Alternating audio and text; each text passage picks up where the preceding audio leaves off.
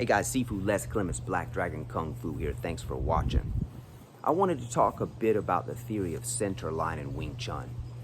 And I want to address some misunderstandings that happen often in discussions about the Centerline.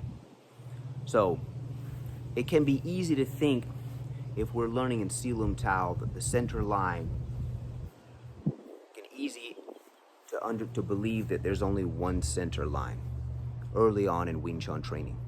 Okay, in fact, there are many more than that. Okay, we're talking about the vertical center line. Now, there's also a horizontal center line in Wing Chun. Vertical, horizontal. Okay, now vertical, there are 360 possible center lines.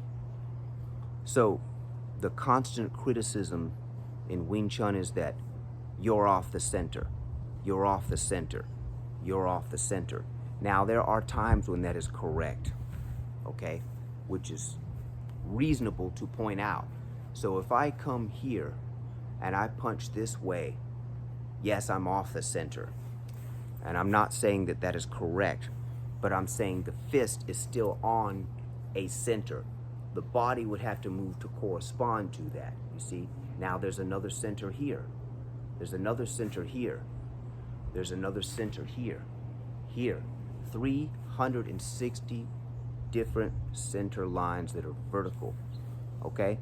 So you can't really step off of one line without being on another at the higher levels.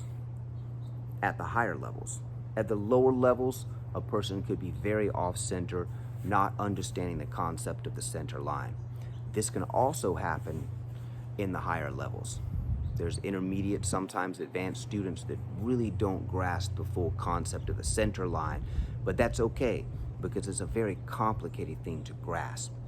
So, at my level, if I hear something about the center line, new information that I haven't heard before, I want it. I want to take it all in, okay? So the more we know, the better off we are. So remember, 360 vertical center lines, okay? If I do Tanda, I'm on the center. Okay. Now, if I do Tanda this way, I'm occupying two centers.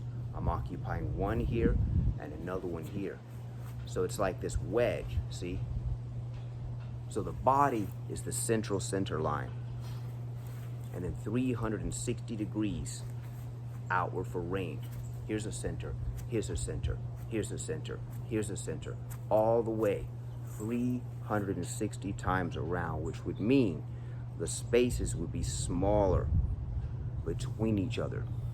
So your margin of error is huge when you understand the center line, okay? Because you move off of one, you're always on to another one. Now, being aware of the specific lines you're controlling, so you can occupy more than one center line at a time, okay?